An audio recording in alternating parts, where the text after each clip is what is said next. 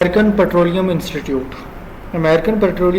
का काम क्या है कि जो भी आपकी स्टील या आयरन की फैक्ट्रीज़ आ जाती हैं या पाइप इंडस्ट्री आ जाती है उसके लिए रूल्स एंड रेगुलेशंस बनाना, उसके लिए जो रिक्वायरमेंट्स है वो बताना और क्वालिफ़िकेशन रिक्वायरमेंट्स और क्वालिफ़िकेशन जो उसकी फॉर्म्स है उनके बारे में बताना। और जिसके ऊपर API ये मोस्टली जो भी पेट्रोलियम के अंदर या ऑयल एंड गैस के अंदर जो भी पाइप्स वगैरह का काम होता है तो उसके अंदर API स्टैंडर्ड को ही यूज़ किया जाता है जब भी पाइप्स की सिलेक्शन करनी होती है या पाइप को मैन्युफैक्चरिंग के अंदर यूज़ करना है या उनसे फर्दर कोई प्रोडक्शन वगैरह करनी होती है। तो इसका मेन पर्पज़ क्या होता है? इसका मेन पर्पज़ ही यही होता है कि प्रोडक्ट्स के बारे में वहाँ पे स्पेसिफिकेशंस बताना कि कोई भी प्रोडक्ट है तो उसकी क्या स्पेसिफिकेशंस होगी, वो सूटेबल है वर्किंग के लिए या नहीं है। The purpose of this specification is to provide standards for pipe suitable for use in conveying gas, water and oil in both the oil and natural industry। अब इसका मेन पर्पज़ क्या है? API स्टैंडर्ड्स का इसका main purpose ही यही है कि इसने पाइप्स वगैरह के बारे में वो स्पेसिफिकेशंस बतानी है, वो स्टैंडर्ड्स प्रोवाइड करने हैं जिनके अकॉर्डिंग हम पाइप्स को पानी के लिए और ऑयल के लिए और गैसेस के लिए यूज़ कर सकते हैं। और ये जो स्पेसिफिकेशंस होती हैं ये सीमलेस और जो आपके वेल्डेड आपके पाइप होते हैं उन दोनों को कवर कर रहे होते हैं। सीमलेस जो होते हैं जिनकी पूरी ही एक लेंथ होती है और वेल्डेड जो होते हैं जिनके डिफरेंट जो पीसेस हैं उनको ज्वाइन किया जाता है। और उसके बाद ये क्या करती है कि जो पाइप्स के जो बेल्ट एंडेड पाइप्स हैं या थ्रू द फ्लो लाइन जो फ्लो लाइन के अंदर आ जाते हैं या आपके जो एंड्स के ऊपर प्रिपेयर किए जाते हैं या उनकी जो कपलिंग के लिए उनकी जो चूड़ियाँ वगैरह निकाली जाती हैं, इन तमाम चीज़ों को ये कवर कर रहा होता है। उसके बाद Product specification level requirements for two products specification level PSL1 and PSL2. These two PSL designation defines different level of standards technical requirements. PSL2 has mandatory requirements for carbon equivalent, noise toughness, maximum yield strength and the maximum tensile strength. These and other differences are summarized in Appendix J. अब इसके अंदर क्या होता है? Product specification का मतलब कि product specification ये बता रहा होता है कोई भी जो प्रोडक्ट है जो पाइप है उसकी ओवरऑल क्या उसकी रिक्वायरमेंट्स हैं, क्या उसकी स्पेसिफिकेशंस होंगी। इसके अंदर ये प्रोडक्ट स्पेसिफिकेशन लेवल 1 और 2 बताता है और जो लेवल 2 है तो वो मोस्टली डिस्कस कर रहा होता है उन रिक्वायरमेंट्स को जो कि एक पाइप के अंदर रिक्वायर्ड वहाँ पे मैंडेटरी हैं, लाजमी हैं, उनको वहाँ पे ऐड करना ज़रूरी है। अब उसके ज़रिए क्या होगा? एक तो पाइप की जो टेंसाइल स्ट्रेंथ है और दूसरी यील्डिंग स्ट्रेंथ है। टेंसाइल स्ट्रेंथ कौन सी होती है? वो स्ट्रेंथ वो पॉइंट जिसके ऊपर एक पाइप आके मैक्सिमम स्ट्रेंथ जहाँ पे पाइप आके अपने आपको दो हिस्सों में कन्वर्ट कर देते हैं। जैसे ये पेंसिल है, अब इस पेंसिल को क्या करता हूँ, अगर मैं बेंड करता हूँ, बेंड करने के बाद जब इसको आप बेंड करते जाते हैं तो एक लेवल ऐसा भी आता है कि जहाँ पे अब इसने क्या करना होता है, अपनी जो शेप है उसको बिल्कुल चेंज कर देता है और अपने आप को दो हिस्सों में कन्वर्ट कर देता है। और वो पॉइंट जहाँ पे आके ये पेंसिल दो हिस्सों के अंदर कन्वर्ट हो जाएगी, उस पॉइंट को हम किसका नाम देते हैं? मैक्सिमम टेंसाइल स्ट्रेंथ का। यील्डिंग स्ट्रेंथ कौन सी है? ये स्ट्रेंथ जिसके अंदर एड प्रोडक्ट जो है उसको जब आप बेंड कर रहे हैं, बेंड करने के बाद जब आप उसको छोड़ रहे हैं तो वापस वो अपनी ओरिजिनल शेप के अंदर आ जाता है। ये क्या होती है? Yielding strength. और मैक्सिमम यील्डिंग स्ट्रेंथ कौन सी होती है? वो स्ट्रेंथ जहाँ पे एक जो प्रोडक्ट है ओरिजिनल शेप के अंदर आ जाएगा, उसकी जो सरफेस के अंदर किसी लेवल की चेंजिंग नहीं आएगी। और जब उस मैक्सिमम यील्डिंग स्ट्रेंथ को आप एक्सीड करेंगे उसके बाद उस प्रोडक्ट के अंदर आपको चेंजिंग नज़र आएगी, उस प्रोडक्ट की शेप के अंदर जो चेंजिंग नज़र आएगी और उसके बाद वो चेंजिंग आगे जाती जाती उस पॉइंट पे पहुंच जाती है जहाँ पे अब जो प्रोडक्ट है फर्दर कोई फोर्स बियर नहीं कर सकता। तो उस फोर्स को हम किसका नाम दे देते हैं? मैक्सिमम टेंसाइल स्ट्रेंथ का नाम देते हैं। तो अब ये दोनों स्ट्रेंथ जो है वो PSL लेवल 2 के अंदर वहाँ पे मैंडेटरी होती हैं कि कार्बन जो है, कार्बन क्या कर रहा होता है? इन यील्डिंग स्ट्रेंथ को वहाँ पे इंप्रूव कर रहा होता है और इसकी रिक्वायरमेंट्स को भी फुलफिल करता है। उसके बाद ग्रेड्स क्या होते हैं? जो ग्रेड्स होते हैं मोस्टली इनको यूज़ किया जाता है कि जो प्रोडक्ट है वो उसकी कैपेबिलिटी क्या होगी, जो प्रोडक्ट है उसकी लिमिट क्या है, प्रोडक्ट कितना वहाँ पे बियर कर सकता है। जैसे आप देख रहे होते हैं कि बाज़ार में जाएं तो आपको ग्रेड F तक प्रोडक्ट मिल रहे होंगे, अब मीन फेल्ड। जो प्रोडक्ट लेंगे और बस यूज़ जैसे ही करेंगे तो उससे पहले वो फेल हो जाएगा।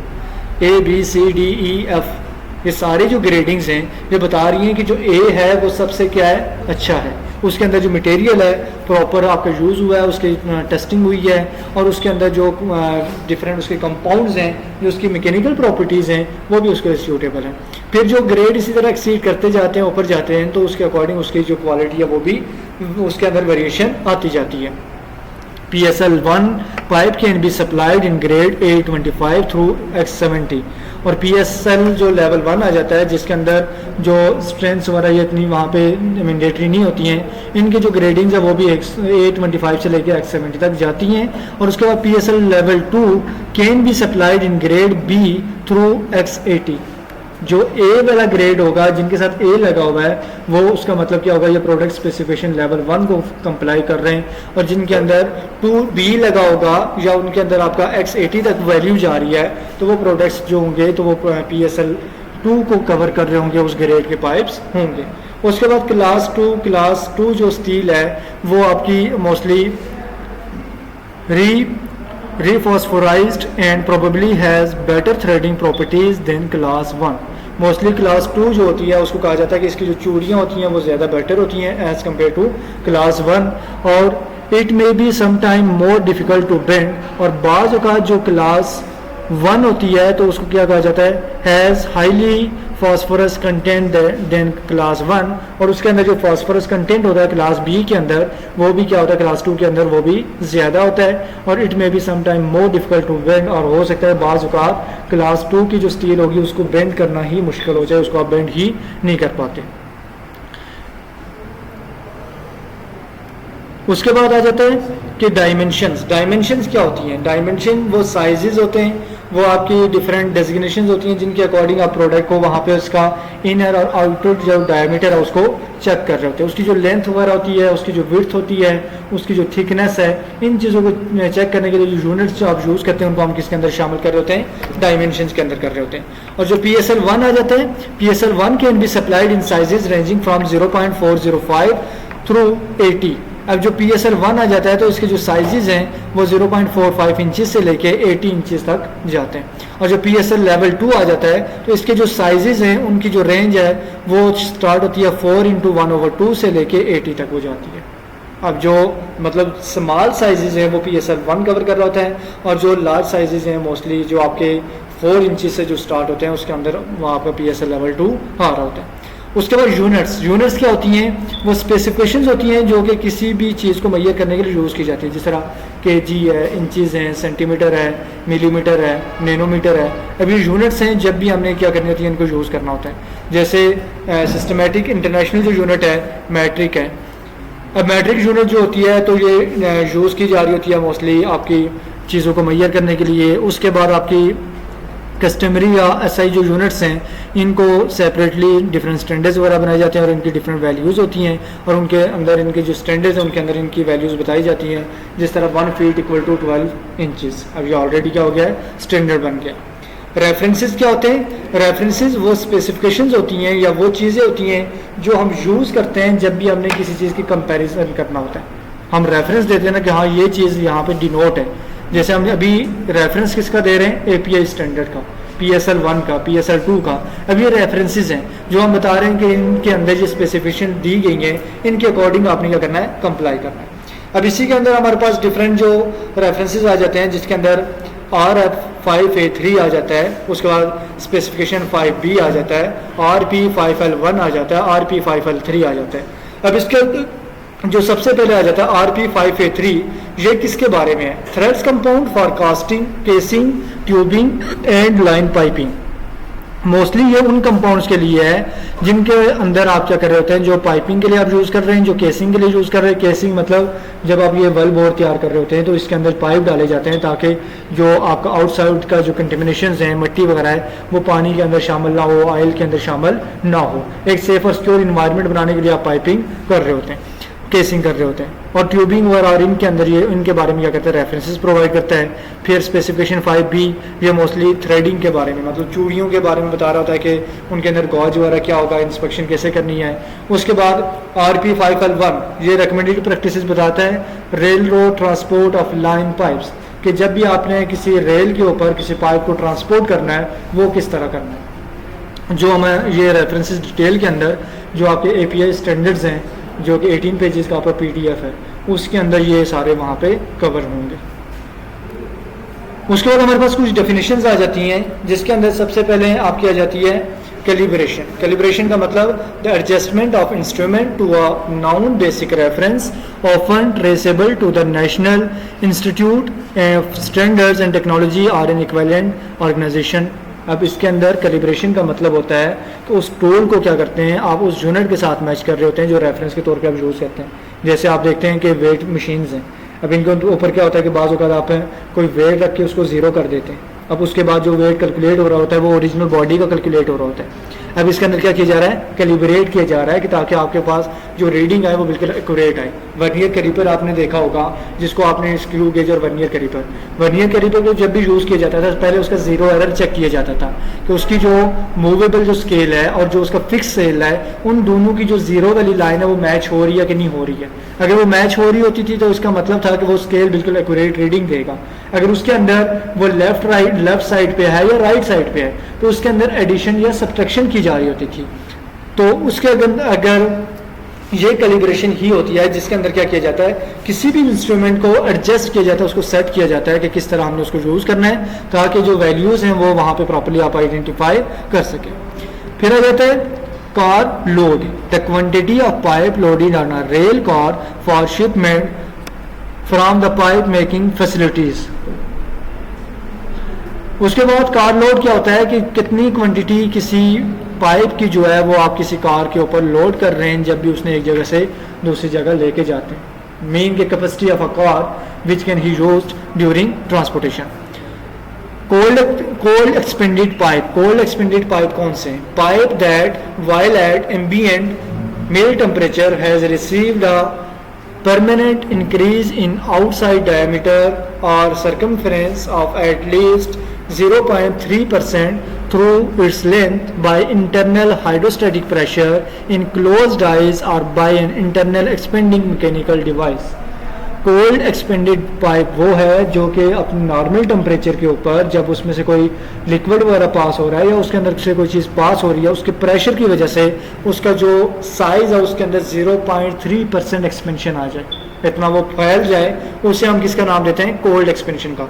तो इसी की जगह अगर हम बात करें हॉट एक्सपेंशन की, मतलब वो टेम्परेचर जो कि हम किसी पाइप का जो साइज़ है इंक्रीज करने के लिए हम उसको देते हैं और उसके बाद कर रहे हैं। जिस तरह आप स्टील की एग्जांपल ले लें, स्टील का जब भी साइज़ चेंज करना होता है पहले उसको हीट किया जाता है, हीट करने के बाद डिफरेंट जो उसके पास टूल्स हैं एडजस्टमेंट के लिए उनके थ्रू उसका साइज़ चेंज किया जा रहा होता है।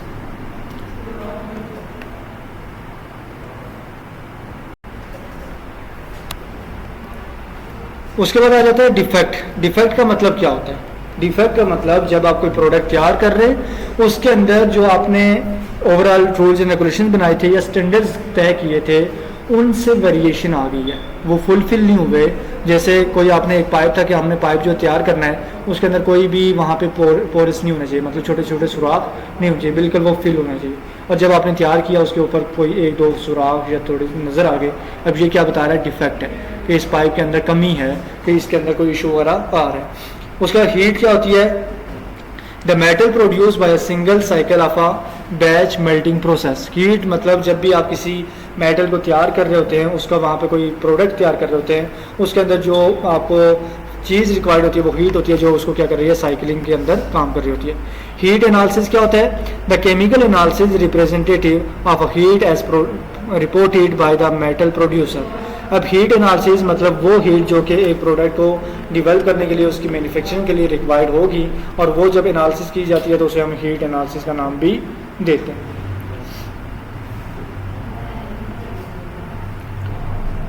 नेक्स्ट आ जाता है इम्परफेक्शन। इम्परफेक्शन का मतलब क्या है, डिसकंटिन्यूटी और irregularity in the product defects by method outlined in the specification. जो स्पेसिफिकेशंस आपने तय की हुई हैं उनके अकॉर्डिंग जब आप प्रोडक्ट तैयार नहीं कर रहे होते उसको हम किसका नाम देते हैं, इम्परफेक्शन का नाम देते हैं। मतलब जो आपके ऑलरेडी स्टैंडर्ड्स तय हो चुके थे उनको जब फुलफिल नहीं करते, उसमें से कोई कम रह जाता है, उसे हम इम्परफेक्शन का नाम देते हैं। इंस्पेक्शन लॉट का नाम क्या होता है, are definite quantity of product manufactured under conditions that are considered uniform for the attribute to be inspected। अब सेम कंडीशन के अंदर आप मल्टीपल प्रोडक्ट्स बना रहे हैं, कोई 1000 प्रोडक्ट तैयार कर दिया, जिनको आपने ये करना है कि उनके ऊपर same rules and regulation, same specifications apply हो रही हैं और उनको चेक करना है, उसे हम कहते हैं इंस्पेक्शन लॉट। अब मतलब जब आप किसी इंडस्ट्री के अंदर जाएंगे तो उसके अंदर अगर बॉटल्स तैयार हैं तो बॉटल्स की थॉरली एक ही इंस्पेक्शन की जाएगी। उसके अंदर जो बॉटल्स हैं उनके कुछ हैं पीसीज लिए जाएंगे, क्यों? उसके अंदर जो रिपोर्ट्स हैं वो बता रही हैं कि इनके दौरान टोटल एक ही टेक्नोलॉजी फॉलो की गई है और यूनिफॉर्म प्रोडक्ट्स हैं। अगर डिफेक्ट एक के अंदर है मतलब डिफेक्ट तकरीबन सबके अंदर मौजूद होगा। तो इसके अंदर फिर जो आपका इंस्पेक्शन लॉट है मतलब वो क्वांटिटी होती है जो प्रोडक्ट्स तैयार किए जाते हैं, उनकी जो इंस्पेक्शन एक बार करनी होती है। मैन्युफैक्चरर कौन होता है? एक फर्म होती है, कंपनी होती है या कॉरपोरेशन होती है जिसकी रिस्पॉन्सिबिलिटी होती है कि कोई भी प्रोडक्ट को तैयार करेगी स्पेसिफिकेशंस के अकॉर्डिंग। उसे हम किसका नाम, उसे हम नाम देते हैं मैन्युफैक्चरर का। फिर आ जाता है may use as verb to indicate that a provision is optional. जिस जगह पे जिस स्टैंडर्ड के अंदर मे लिखा होगा उसका मतलब ये होगा ये चीज़ ऑप्शनल है। इस चीज़ को अगर आप करेंगे तो प्रोडक्ट आपका इंप्रूव होगा, अगर आप इसको स्किप भी कर देते हैं तो कोई इशू नहीं होगा। उसके बाद पाइप मिल भी क्या होती है? एक फैसिलिटी होती है जहाँ पे पाइप्स वगैरह तैयार किए जा रहे होते हैं।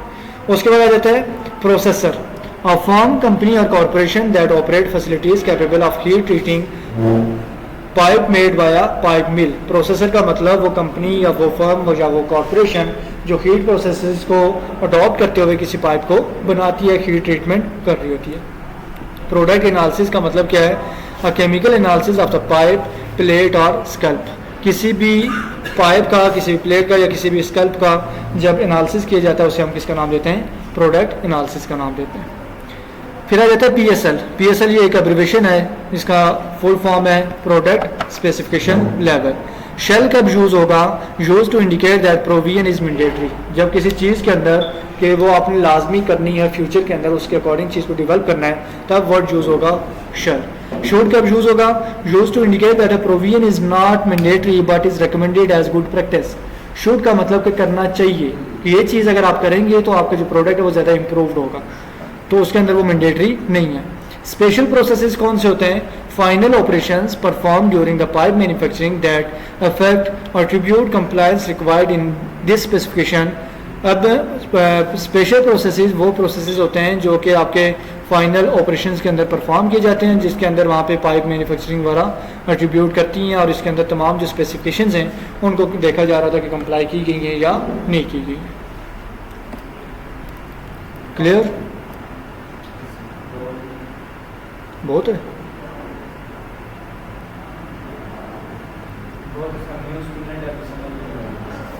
उसे टेंशन नहीं है, टेंशन आप